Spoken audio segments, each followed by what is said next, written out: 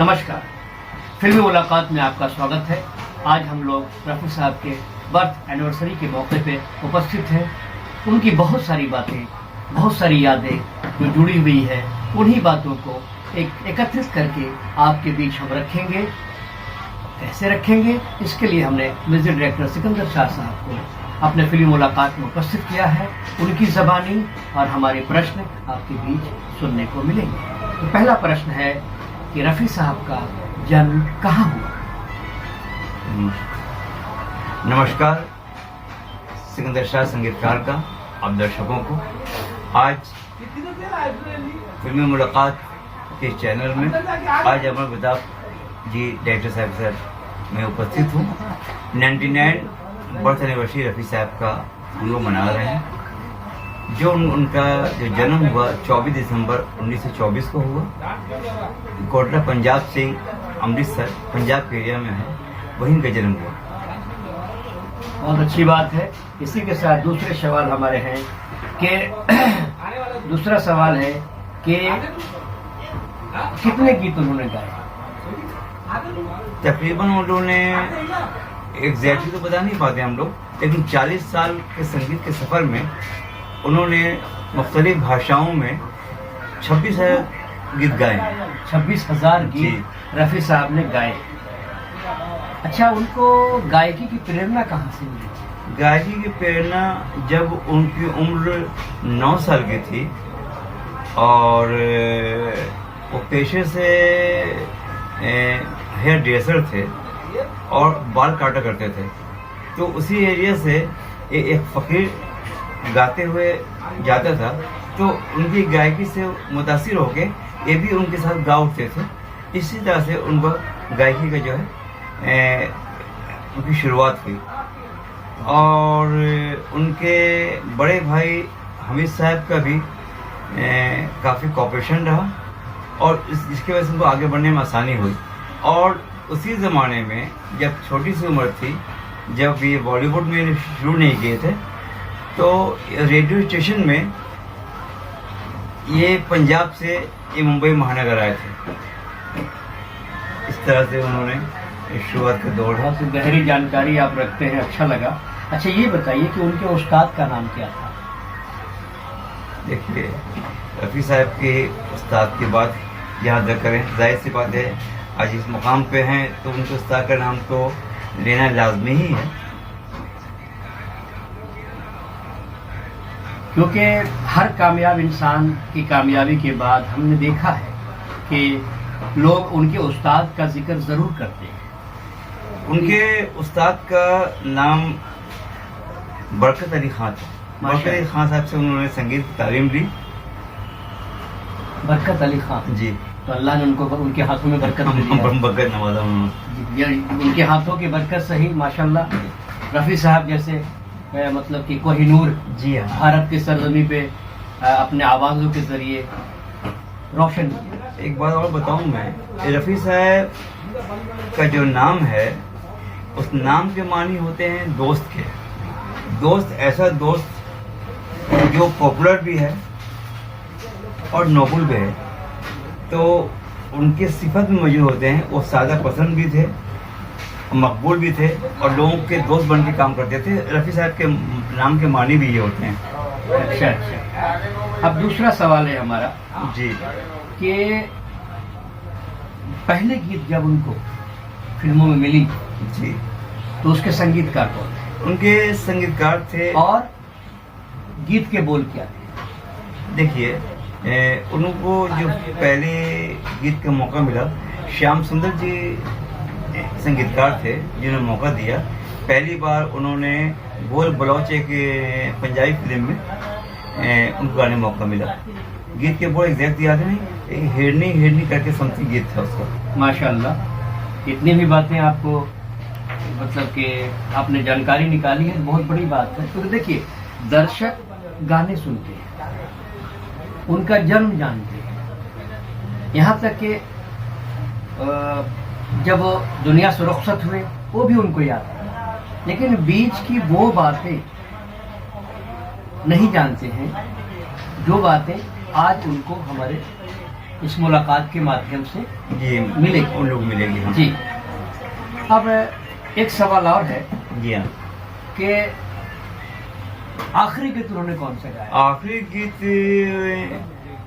जो है वो संगीतकार नौशाद साहब ने उनको मौका दिया आखिरी गीत गाने का, जो फिल्म का नाम था आपको हब्बा खातून। अच्छा, हाँ। खातून। जिस और गाने वो थे, जिस ख्वाब के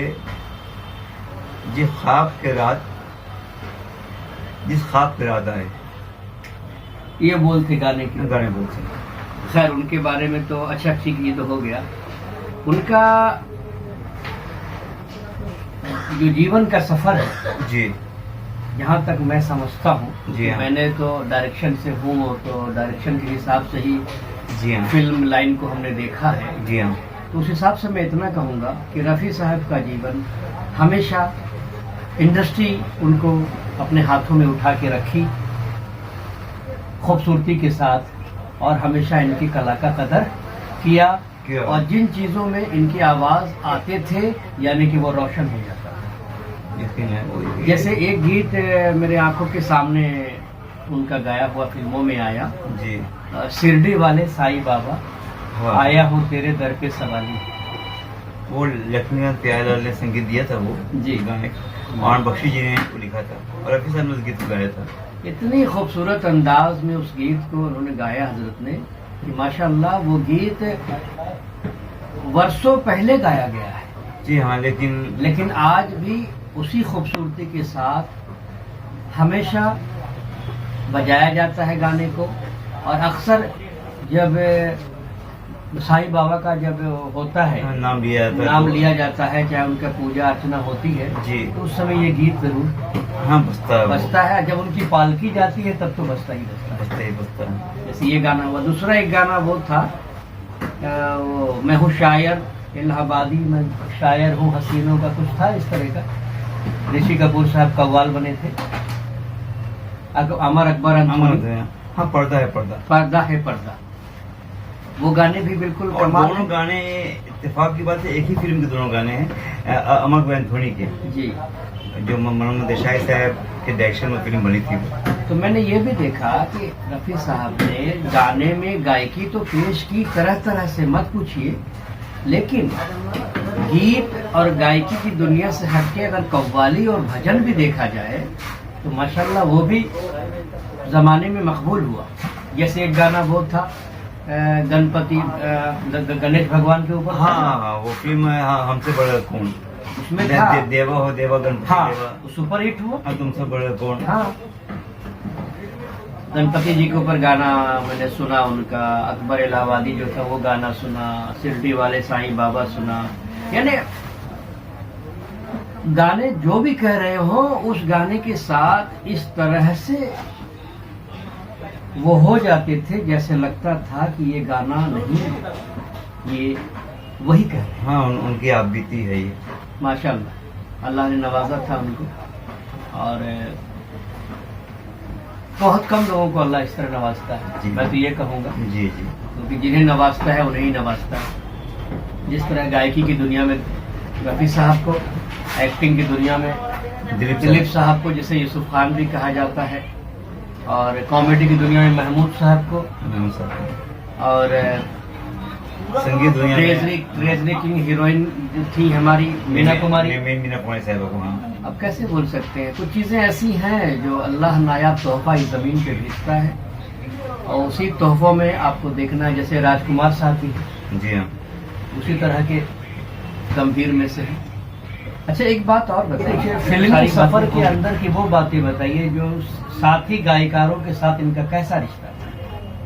विषय तो ये है, क्योंकि अक्सर होता क्या है कि गायक कलाकार दोस्त तो होते हैं, मगर ये दोस्ती भी एक खूबसूरत आईने की तरह है, जो सामने देखकर तो मुस्कुराते हैं, नजर पलटते ही फिर चेहरे बदल जाते हैं। ऐसे में रफ़ी साहब का मिजाज अपने साथी गायकों के साथ कैसा था? नहीं, बहुत क्रूज मिलते थे, दोस्ताना माहौल के साथ सबके साथ मुखातिब होते थे। वो उन्होंने बताया भी आपको कि उनके नाम के मानी ही है फ्रेंड, पॉपुलर, नोबल शख्स। तो ये उनके आज उनकी गायकी आप लोग सुनते हैं, गायकी सिर्फ महज आवाज़ नहीं है, वो उनके किरदार भी हैं। जब वो 40 के दशक में जब उन्होंने काम शुरू किया गोल बलोच में, गाँव की गौरी में, और जब लास्ट फिल्म आई जब आई आसपास धर्मेंद्र जी के साथ, तो लास्ट के वक्त में जो आवाज़ थी पहले से बहुत मैं की अपडेट बहुत ज़्यादा रूहानियत थी कि जैसे जैसे उनकी गायकी का सफ़र आगे बढ़ता गया, 40, 50, 60, 70, 80 ये 5 दशक उन्होंने काम किया। 5 दशकों में उन्होंने ऐसा नहीं लगता कि बिल्कुल आवाज़ उनका ग्रेड थी, उनका बहुत ऊंचा होता गया। जब उन्होंने शुरू किया काम तो पृथ्वीराज कपूर के साथ भी उन्होंने काम किया, उनके बेटे राज कपूर के साथ काम किया, शम्मी कपूर साहब से काम किया, शशि कपूर के साथ काम किया, यहाँ तक राज कपूर साहब के बेटे रणधीर कपूर, उनके बेटे ऋषि कपूर साहब के साथ, ये सभी के साथ उन्होंने काम किया। और यहाँ तक कि आज उनके जो इंतकाल हुआ उनका 1980 में हुआ, 80 में इंतकाल होने के तकरीबन 8-9 साल तक उनके गाने इतने रिकॉर्ड हुए हुए थे कि 8-9 साल के बाद तक उनके गाने आते रहे। यहाँ तक कि उन्होंने गोविंदा को भी आवाज़ पर एक्टिंग करने का मौका मिला। माशा हाँ, फुल सा शबाब क्या, हुस्न महताब क्या, आप तो बस आप हैं, आपका जवाब किया, माशा ये गोविंदा जी के साथ काम किया। और इसके और बात किशोर कुमार साहब के साथ उन्होंने डोर सॉन्ग तो गाए एज ए सिंगर, बहुत सारे गाने उनके दोस्ताने के हैं, सलामत है दोस्ताना हमारा, ऐसे बहुत सारे गाने हैं। लेकिन एक और बताऊं बात आपको कि किशोर कुमार साहब एक एक्टर भी थे, तो रफ़ी साहब ने किशोर कुमार के लिए भी पार्श्व गायकी की, उनके लिए एज ए प्लेबैक सिंगर काम किया। ये सबसे बड़ी बात है। हाँ, कई फिल्म है जो मुझे यहाँ तक अभी याद आ रहा है, रागनी है, शरारत है। शरारत फिल्म का गाना मैं बताता हूँ आपको, अजब है दास्तां तेरी ये जिंदगी, ये उन्होंने गाया उनके लिए, किशोर कुमार साहब के लिए। एक सिंगर के लिए एक सिंगर ने गाना गाया। जी जी हाँ। अच्छी बात है, अच्छा लगा। तो ये बातें हैं इनकी। और जब एक बात और, रफ़ी साहब जब गाना गाते थे तो पहले वो जो प्रोड्यूसर के बातें थे, डायरेक्टर साहब तो पूछते थे कि ये फिल्म जो गाने के लिए आप मेरे पास आए हैं, इसमें कौन सा हीरो ये काम कर रहा है, कौन सी हीरो एक्टिंग कर रहे हैं। तो फिर उस हीरो को मद्देनजर रखते हुए रफ़ी साहब ये कोशिश करते थे कि ऑन स्क्रीन जब वो लिप मूवमेंट दे तो ऐसा लगे कि उरेंद्र कुमार साहब गा रहे हैं, या दिलीप साहब गा रहे हैं, या शम्मी कपूर साहब गा रहे हैं, या यहाँ तक ऋषि कपूर जी गा रहे हैं। वो सभी लोग की आवाज़ उनकी आवाज़ ही लगती थी, तो इस चीज़ पर ध्यान रखते थे, ये सोच ही गाना गाते थे वो। अब देखिए आज इस मौके पे, जी हाँ, एक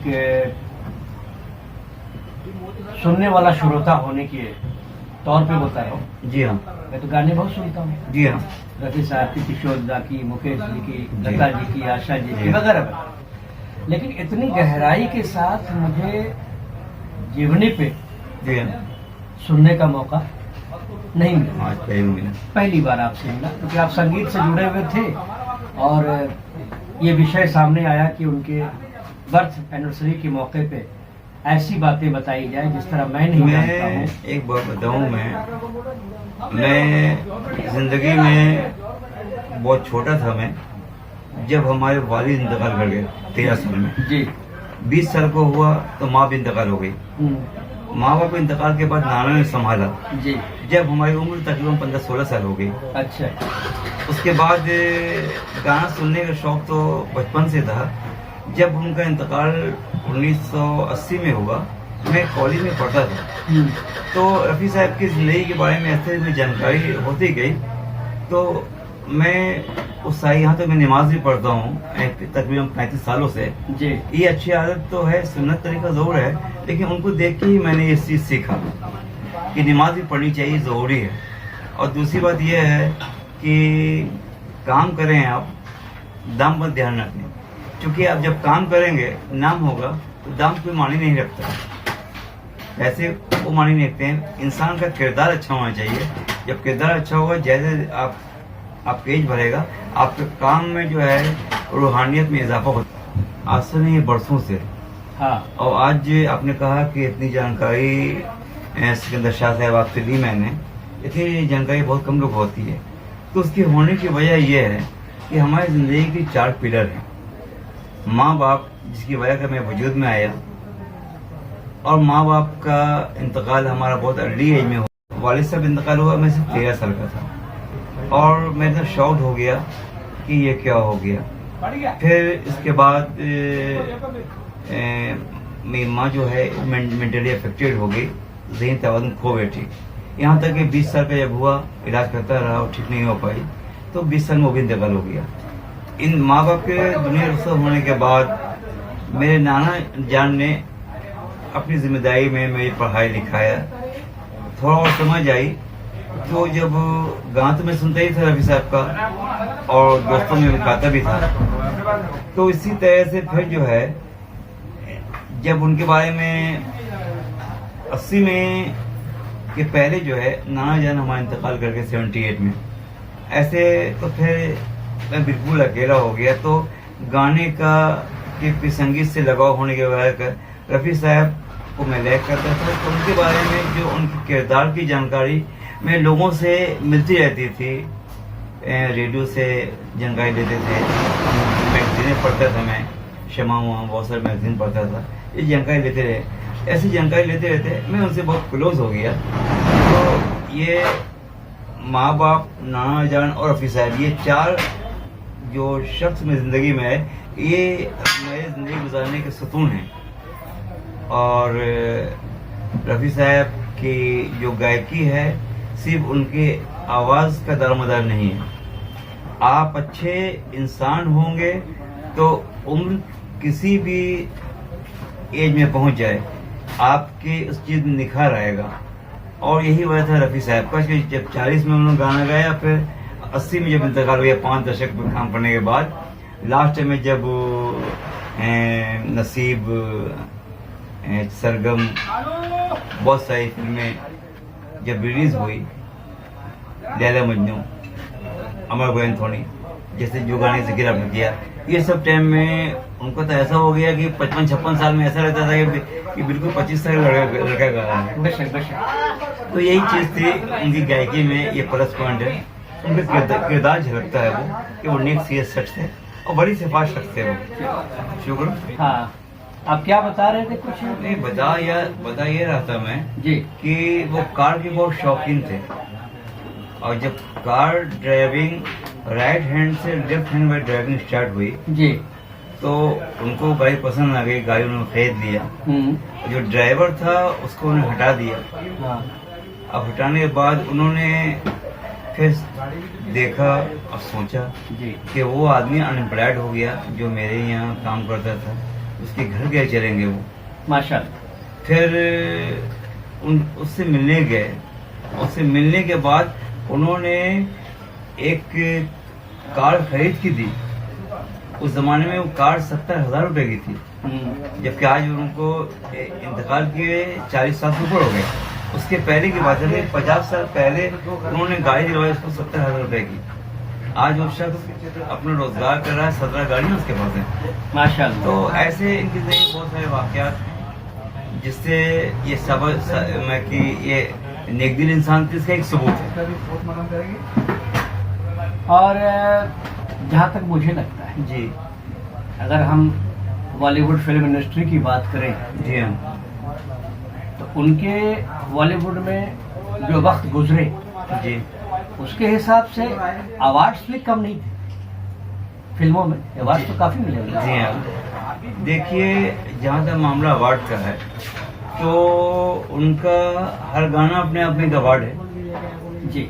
और दिखाने के सेंस में जो है, जो Filmfare award, Padma Shri award, ऐसे बहुत से अवार्ड से उन्हें नवाजा किया। 1960 में उनको पहला अवार्ड मिला, वो 14वीं चांद हो या आफ्ताब हो, माशाल्लाह, जो भी हो तो खुदा की कसम लाजवाब हो। बहुत अच्छे गाने हैं। हाँ, मैंने ये सुना है। हाँ गुरुदत्त साहब थे इसमें। इसके बाद इन्होंने को फिर 61 में एक और अवार्ड मिला, तेरी प्यारी प्यारी सूरत को किसी नजर न लगे चश्मे बद्दूर जी, जिसमें राजेंद्र कुमार थे और शंकर जयकिशन का संगीत था इसमें, और हसरत जयपुर ने ये गीत लिखा था। फिर के अगला अवार्ड इनको फिर 1964 में मिला, चाहूंगा मैं तो शान सवेरे, आवाज मैंने दूंगा, जो लक्ष्मीकांत प्यारेलाल ने म्यूजिक। हाँ म्यूजिक दिया था, और मजरूर सदामपुरी ने उसके सारे गीत लिखे थे। और इसके बाद फिर उनको 66 में 1966 में अवार्ड मिला, बहारपुर वर्षा में महबूब आया है। ये भी गाना शंकर जयकिशन के ही संगीत निर्देशन में और हसन जयपुरी साहब ने लिखा, राजेंद्र कुमार साहब इसका एक्टर थे वो जी। फिर इनको फिर जो है 68 में एक अवार्ड और मिला, जिसमें शम्मी कपूर साहब थे, दिल की झरोखे में तुझको बिठाकर रखूंगा मैं दिल के पास। और ये भी गाना इत्तेफाक की बात है कि शंकर जयकिशन के ही संगीत निर्देशन में वो गाना बना। और हाँ, और फिर R.D. बर्मन के साथ भी उनको एक अवार्ड मिला, जो नेशनल अवार्ड था, क्या हुआ तेरा वादा। सुना है मैंने। हाँ, क्या हुआ तेरा वादा। और भारत सरकार ने भी उनको पुरस्कृत किया, पद्मश्री से सम्मानित हुए 1965 में। ये सारे बहुत सारे अवार्ड मिले जो मुझे याद थे, वो मैं बताया मैंने आपको। माशाल्लाह, अच्छा लगा भाई। किसी भी काम के अंदर जी काम का सफल होना, जी और अवार्ड दो तरह का है मेरे नजरों में। जी हाँ, एक वो अवार्ड जिसे सम्मानित किया जाता है, जी हाँ, एक वो अवार्ड जो हर के दिलों में बसता है। जी हाँ। इसी से मैंने कहा कि ऐसे हर गाना है उनके अपने एक अवार्ड है। तो रफी साहब के वो तमाम गाने जो उन्होंने गाए हैं, वो गाने सभी अपने आप में दर्शकों ने कबूल किया और अपने दिल से मुस्कुराकर वो अवार्ड दिया जो ताक़यामत कभी ख़त्म ना होगा, और उनकी ज़िंदगी के साथ और ज़िंदगी के बाद भी आज हम लोग याद कर रहे हैं। सही बात है। और ऐसे ही याद करते रहेंगे, क्योंकि जब इंसान थक जाता है, इंसान मायूस होता है, इंसान खुश होता है, इंसान गमज़दा होता है, हर सिचुएशन में उनके गाए हुए गीत इंसान को हौसला देते हैं, धैर्य देते हैं, खुशी देते हैं, एक दिशा देते हैं, एक रोशनी देते हैं। जी, इसी के साथ आज के लिए हम लोग आपसे अलविदा लेते हैं। नमस्कार, फिल्मी मुलाकात में आपका स्वागत है। आज हम लोग रफ़ी साहब की 99 बर्थ एनिवर्सरी के मौके पे उपस्थित हुए और आपको उन बातों से रूबरू किया जो हमने जानकारी निकाली और आप तक पहुंचाया।